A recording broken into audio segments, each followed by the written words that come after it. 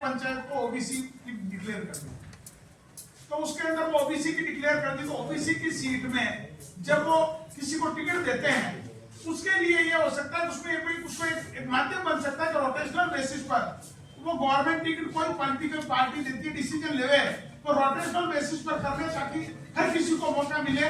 मैं ये नहीं कहता कि राजनीतिक पार्टी में कोई भी पार्टी का कोई चुन के आता है, चुनाव होने के बाद में वो किसी पार्टी का नहीं रहता। अगर विधायक बनते तो विधायक जी भी वो सभी के विधायक उस क्षेत्र को रिप्रेजेंट करते हैं, उसकी जनता को रिप्रेजेंट करते हैं। माननीय प्रधानमंत्री जी बनते हैं तो प्रधानमंत्री पूरे भारत के होते हैं, माननीय मुख्यमंत्री जी बनते हैं वही पूरे भारत के होते हैं, विधायक जी होते हैं, माननीय विधायक महोदय है या माननीय सांसद महोदय है तो वो भी अपने एरिया को रिप्रेजेंट करते हैं। मैं ये कहता हूँ किसी भी कम्युनिटी की कोई बात को वो अच्छे ढंग से रखते हैं, जहाँ कहीं भी कहीं उनकी ग्रीवांस है उनकी व्यथा को रखते हैं। लेकिन मेरा ये कहना और है वो उससे बढ़ के हैं कि अगर किसी पर्टिकुलर समुदाय की जाति के लोग हैं जिनके साथ कभी भी उनको अगर राजनीतिक संरक्षण नहीं मिला, उनको रिजर्वेशन नहीं मिला, तो उनकी क्लास का दर्द उनके द्वारा चुना हुआ आदमी अगर आगे जाके कहेगा तो मेरे हिसाब से ज्यादा अच्छे ढंग से इफेक्टिवली एफिशिएंटली कर सकता है। उसको मौका मिलना चाहिए और उसके लिए मेरे हिसाब से सभी लोग सहमत। ऐसा नहीं है कि किसी के मुंह का छीन करके किसी को मिलना चाहिए, वो कोई नहीं चाहता, लेकिन हर आदमी को कम से कम उस कास्ट में पैदा हुआ है ओबीसी का उसको फायदा जो मिलना चाहिए ड्यू है वो मिले। दूसरी बात, शैक्षणिक आधार और शैक्षणिक रिजर्वेशन जो ओबीसी का है या एम्प्लॉयमेंट में रिजर्वेशन ओबीसी का मिलता है, वो क्रिमिलेयर नॉन क्रिमिलेयर का कंसेप्ट है। नॉन क्रिमिलेयर है कोई तो उसको मिलता है, क्रिमिलेयर को जनरल में ट्रीट करते हैं। ओबीसी को भी जनसंख्या के आधार पे आरक्षण राजनीतिक क्षेत्रों में मिलना चाहिए। धन्यवाद। ओबीसी को जो जो सुविधाएं योजनाओं का फायदा मिल रहा है वो किस किस को मिल रहा है, कितना मिला वो भी ले रहे हैं।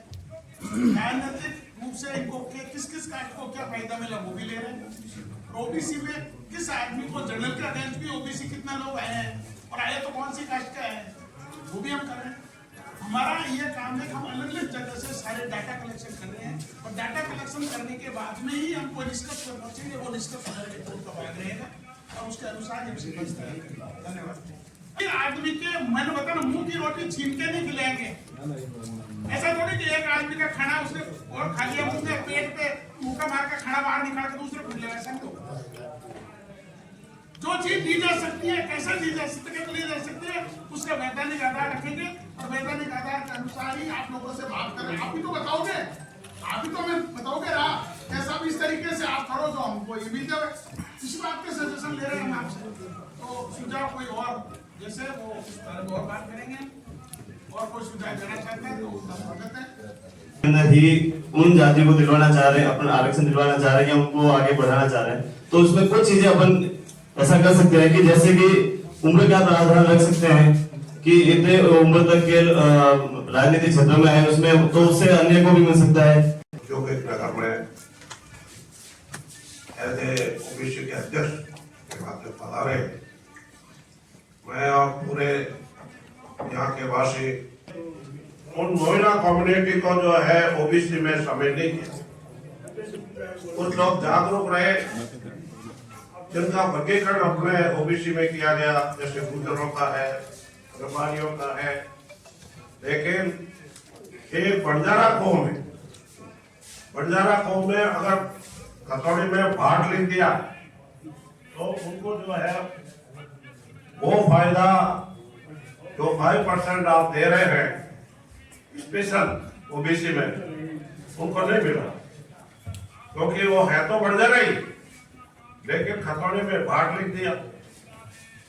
बहुत से जो ये खत्री साहब ये कई बार आए मेरे पास और इन्होंने कहा भाई तो खत्री है और हमारा ओबीसी में है लेकिन हमको लाभ नहीं मिल रहा है।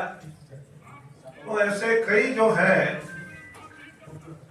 एक मजिस्ट्रेट मैंने 91 में नौकरी ज्वाइन की, मैंने मुंसिफ से डिस्ट्रिक्ट प्रिंसिपल डीजेपी रहा, मैं बीकानेर रहा, अजमेर रहा, मेड़ता रहा, जैसलमेर रहा और यहाँ भी मजिस्ट्रेट रहा, हाई कोर्ट में भी रहा। मैं एक चीज समझता हूँ, देखा होगा मेरा काम भी देखा है इन्होंने यहाँ पर। मैं कोर्ट में सुनता वही लिखाता था, मजिस्ट्रेट था। आपकी अगर बेल सुनी है तो आपके सामने ऑर्डर होता है, वहीं का वही डिसीजन, जैसे ही वकील बहस खत्म करेगा ऑर्डर वही डिक्टेशन देके अजमेर मैंने सोशल देखा मेरा काम का वर्किंग स्टाइल बहुत ही अजब है, लेकिन हमेशा देखिए कि मकड़ी के जाल के अंदर कभी हाथी नहीं फंसते, कीड़े मकोड़े फंसते। बड़ा आदमी समझ कर तो अच्छा वकील करता है, चीफ मिनिस्टर से भी करता है, मैनेज भी करता है, गवर्नर भी तोड़ देता है, वकील भी अच्छा लगता है, लेकिन वो आदमी जिसका कोई नहीं होता उसका जज, वो जज की आंखों में आंखें डाल के देखता कि ये आदमी जो सामने बैठा है ना, ये मेरे साथ न्याय करेगा, मेरा वकील कमजोर होगा तो भी ये न्याय करेगा, ये आदमी मेरे लिए बैठा है, ये भरोसा है, इसलिए ये चीजें आज नहीं चलती। आदमी कोई छोटी मोटी बात होता है, मैं आपको कोर्ट में ले जाऊंगा, क्यों कहता है? क्योंकि संस्था पे विश्वास अभी भी है। ओबीसी आगे, सब जगह ओबीसी का खाता भी चल रहे हैं, और फायदा तो फायदा के नाम पे कुछ नहीं। वो फायदा देखो मिलना जरूरी चाहिए, कैसे दिलाया जा सकता है, किस तरह कर सकते हैं, हमारा नाम बिना पाए वंचित है उसको मिले। आप सब लोगों का यही मानना है कि सबको उसका मिले।